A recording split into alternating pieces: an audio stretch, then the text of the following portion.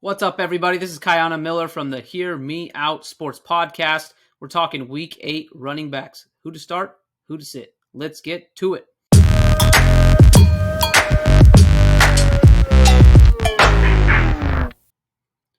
Again, we're talking Week 8 stardom situm from the 2022 NFL season for fantasy football. This is specifically PPR, so I just want to point that out at the beginning. If it's a standard league, scoring will be a little bit different, but strictly talking PPR today. Hit us up with any standard league questions. I get a lot of standard league questions on Twitter and on Instagram, so hit us up with any questions you got there, and we'll answer those specifically. But I think the vast majority of people play PPR leagues, so we're talking just PPR. We're going to review Week 7 first. So how did I do on my predictions? Overall, combined who to start, who to sit, I was 84% correct. So really good. Stardom specifically, I was 15 out of 17. That's 88%. I missed bad on Leonard Fournette. He did not have a good game at all. He played really bad. But I was super close on Tyler Algier. So again, our threshold for who to start for running backs is 13 points. If they score at least 13 points, or if we think they're going to score at least 13 points, we call them a start. So that's what we're basing it off of, running backs who scored at least 13 points. Leonard Fournette didn't even come close, but Tyler Algier, I think, had like 12 or 12 and a half. So he was super close. That was our one close call. On sits, I was 22 of 27. My big misses specifically, Eno Benjamin. I mean, come on. I don't know if anyone predicted that. He hasn't looked good at all in this limited time that he played, but last week he went off.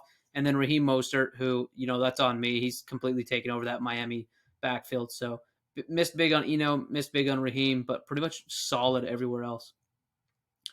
All right, moving into Week 8. So two teams on bye this week, Kansas City Chiefs and LA Chargers. So it's probably good that the Chiefs are on bye because none of their running backs are really reliable. Isaiah Pacheco, they said, and I say they, being the Kansas City Chiefs, announced that he would start their last game. And, I mean, he did, but I think he played like 30% of their snaps or just under 40% of their snaps. So not true starting running back volume, and he didn't do anything with it. Clyde Edwards-Helaire has been pretty much entirely touchdown dependent and hasn't looked good.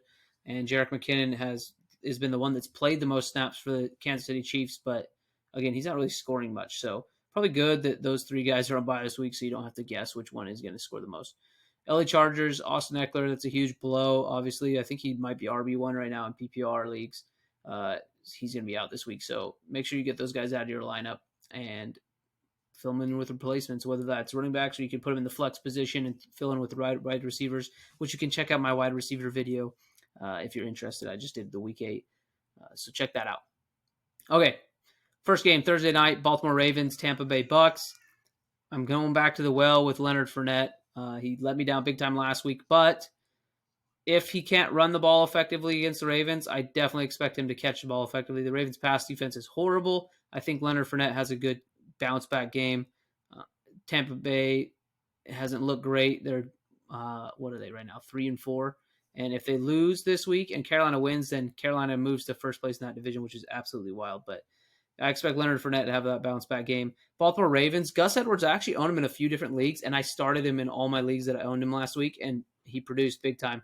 I don't even think I mentioned him in the last week's video, but it's because they hadn't activated him off the pup. I didn't want to tell you to. I didn't even want to mention a guy who was still not going to play, but he ended up playing.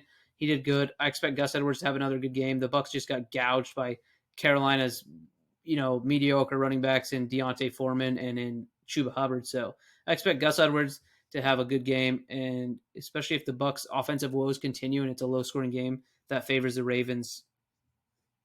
It favors the Ravens in the sense that they can run the ball the way that they want to run the ball. So I think Gus Edwards is going to have enough carries. He'll probably fall into the end zone at least once. I expect both Gus Edwards and Leonard Fournette to have good games this week and to both be starts. But Kenyon Drake, like I told you last week, leave him on your bench. He's insignificant. He's a nobody as far as fantasy football is concerned. Broncos, Jaguars, not starting any of the Broncos running backs. I'm not starting anyone on their offense on the wide receiver side either. Their team's not great. I don't care if Russell Wilson playing. I don't care if it's Brett Ripien playing. I'm not starting any of those guys. It seems like it's not only a timeshare, but it's a three-man timeshare right now between Melvin Gordon, Latavius Murray, and then Mike Boone, who started getting involved a bunch last week. So I'm not playing any of those guys until we figure out who is the man, who is the alpha there in Denver with Javonte Williams out. We don't know that, so not starting any of them. Jaguars side, we do know who the alpha is because they just traded their second running back away in James Robinson. So Travis Etienne, starting him the rest of the year. If he's healthy and he's playing, I'm starting him. He's looked really good, both running the ball and in his limited pass catching opportunities. He's looked good as well. So starting Travis Etienne against the Broncos. Panthers, Falcons. So I just mentioned the Panthers running backs, and I called them mediocre, and I still think that they're mediocre. Chuba Hubbard, he can't catch the ball, so that kind of limits his ability to score points. And Deontay Foreman, he looked good last week. He had some nice long runs, but I don't really expect that to happen. I think that the way Carolina wins this game, if they do win this game, is actually throwing the ball. So I'm sitting those guys. On the Falcons side, I'm sitting Tyler Algier because I don't think they give him enough opportunity. I think they rely on a lot of gadget running plays to different guys, as well as Marcus Mariota running the ball. So I don't expect any guys to be worth starting this week in the Falcons-Panthers matchup. Chicago Bears, Dallas Cowboys. Bears just scored 33 points, had an awesome game, and neither of the running backs really did that much. Khalil Herbert had one touchdown, and if he didn't have that touchdown, he wouldn't have even been worth starting. So David Montgomery, Khalil Herbert, I'm leaving them both on the bench. I think that timeshare really hurts both guys. If one of them could have the majority of the volume, like a legitimate majority, I'm talking 70% plus of the touches, then I'd start that guy. But as of right now, with the way the timeshare is, I'm not starting either of them against a really, really solid Cowboys defense. So sit both of them. On the flip side, Cowboys, I'm starting Zeke Elliott. I think he'll score another touchdown this week. He had 2 touchdowns last week. His yards per carry hasn't been great, but they're still giving him that volume. And the Bears' rush D hasn't been good. I mean, Ramondre, even in a game that they lost, had a solid game last week for the Patriots. So fire up Zeke Elliott, but Tony Pollard, I don't think will be used as much because I don't think that the Cowboys are going to have to throw the ball a ton to win this game. So sit Tony Pollard, start Zeke Elliott. Dolphins, Lions.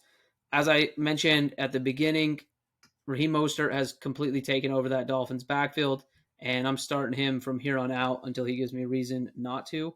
Chase Edmonds has fallen out of favor, and he's not getting really any opportunities, no touches, so leaving him on the bench.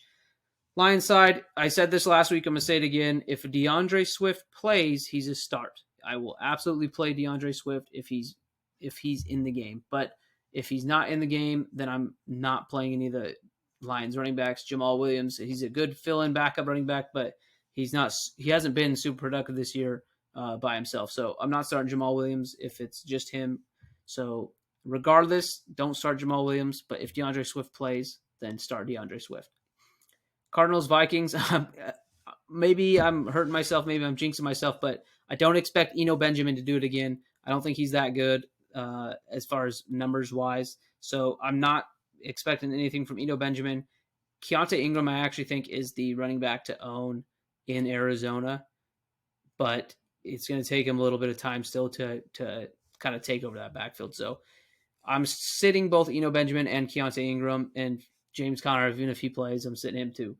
Minnesota Vikings, start Dalvin Cook. He's one of those plug-and-play guys. You probably had to draft him in the top 4 rounds if you got him on your team. So you got to play him if you have him. But I do expect him to have a good game anyway against the Cardinals. And Alexander Matisse and leaving on the bench. But, rumblings out there, he could get traded. So we'll see. Vegas Raiders, Josh Jacobs has been a revelation this year. So they declined his 5th-year option, which means he's a free agent after the end of the season. But he's been one of the top 3 or 4 running backs as far as consistency and production goes this year. He's absolutely dominated with the opportunities he's gotten. I expect that to continue against the Saints, who used to be pretty stout against the run, but last 3 games they have not been. So give me Josh Jacobs to start in this one. On the Saints side, I'm starting Kamara. I think that the Saints are not great in their wide receiver core right now because of all the injuries. So I think that they're having to kind of lean heavily on their running backs, not just to run the ball, but to also catch passes. So I do like Chris Olave on the wide receiver side. Like I said, you can listen to my wide receiver video and hear that, but I think Kamara gets a lot of opportunity, but I'm sitting Mark Ingram. Patriots, Ramondre Stevenson, even with Damian Harris back last week, still got the vast majority of the carries, so I'm starting him against a really good Jets pass defense. I expect the Patriots to lean on the run heavily here. Give me Ramondre Stevenson, but I'm sitting Damian Harris. Jets side, sadly, Breece Hall, who was doing great his rookie year, he's out for the season with a torn ACL and also a partial MCL injury.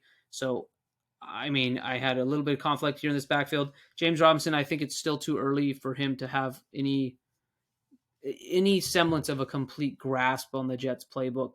So I don't expect James Robinson to have much of a role in this game. I think there'll be some design stuff for him, but I don't expect him to get a lot of volume. Michael Carter, I don't think will have a great game. I think the Patriots know that the Jets, Zach Wilson hasn't been really doing much. I mean, they haven't been great throwing the ball at all this year. So I think that Bill Belichick's going to be targeting that run and stopping the run. So I don't expect Michael Carter or James Robinson to have good games this week.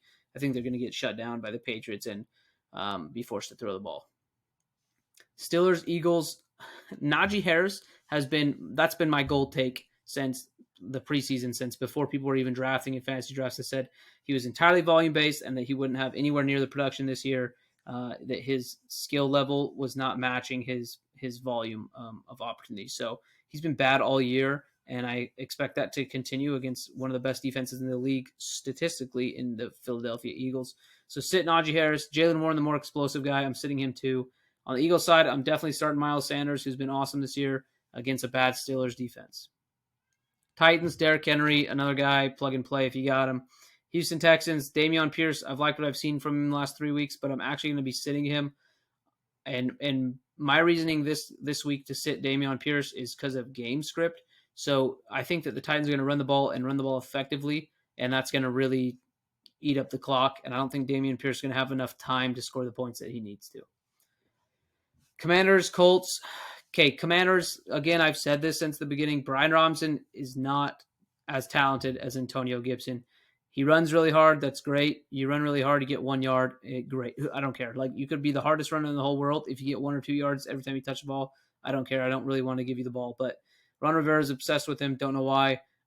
I think Brian Robinson is still going to chew into those opportunities. But, yeah, leave Brian Robinson on the bench. His talent is not there to score points right now. But Antonio Gibson, I'm putting in as a sneaky start. I think that again, he's the better running back, but specifically the more explosive running back there on the Commanders. I expect Antonio Gibson to have 1 touchdown receiving this week, and that's going to propel him to a starting spot. On the Colts side, I'm starting Jonathan Taylor. He started last week, had a fine game. I mean, nothing insane great, but it was a good game worth starting. So starting him again against a bad Commanders defense and leaving Deion Jackson and Nyheim Hines both on the bench. Niners, I think this is the week Christian McCaffrey will be more involved. I mean, he was involved a decent amount last week, and that's with being on the team for 2 days. So he's a super smart guy, went to Stanford, and I think that he'll be able to pick up the playbook and actually be a lot more involved and see north of 50% of those running back opportunities, and I expect him, again, to have a good game. Christian McCaffrey, from here on out, you got to play him if he's on your team and he's healthy. So start Christian McCaffrey.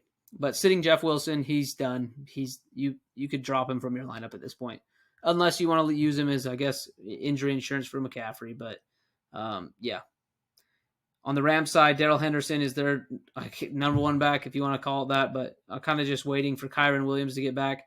I've already picked him up in multiple leagues. I got Kyren Williams sitting on my IR until he's back.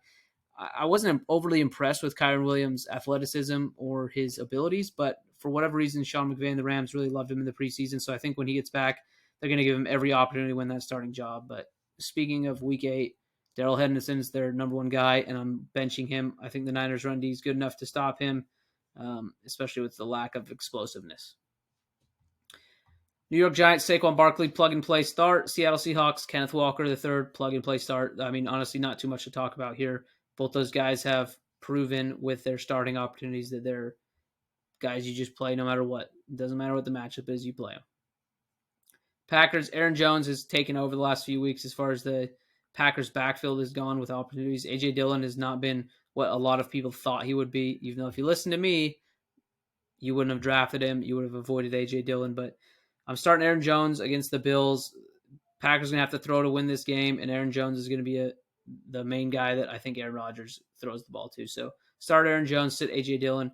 Bill side, I'm going to start Devin Singletary. I think the Bills will be up early, and they're going to try to run the ball to kind of kill that clock out eventually. And I think Devin Singletary gets 1 touchdown, whether that's rushing or whether that's receiving. I do think he gets a touchdown, and that helps him be worth a start. Last game of the week, Monday night, Cincinnati Bengals and the Cleveland Browns. I'm starting Joe Mixon for the Bengals. And this week, I'm starting both Nick Chubb and Kareem Hunt. Nick Chubb is a plug-and-play. You start him every week. He's one of the best running backs in the league. He'll have the rushing volume, and I think at least 1 score, if not 2 scores against this Bengals defense. But Kareem Hunt, I expect the Browns to be trailing to the Bengals and will throw the ball. And Kareem Hunt's their receiving running back. So I think that he sees enough opportunity this game to warrant starting. And again, that wraps it up. That was the last game of the week, Bengals Browns. So that's my week 8 running back stardom situm. I want you to hit me on Twitter, hit me on Instagram, tell me why you think I'm wrong, or tell me if I've helped you in your leagues. So I want to know how we're doing, if we're actually helping, or if we're making things worse for you guys when you take our advice. So let me know how it's going. Again, we appreciate everyone who tunes in, everyone who listens weekly or just to only one of our videos ever. We appreciate it as always. And we want to hear those comments. We want engagement. I don't really care if you hate everything we're saying, but let me know. Like, tell me that we're terrible. Tell me that we suck, and I'll engage with you. We just want engagement from people. So get at us. Let us know what you're thinking. If you have any questions on start sit outside this video, but more specific, if you give me players, or if you have trade questions or just general strategy, let me know. And we'll answer as fast as we can. As always, when in doubt, hear me out.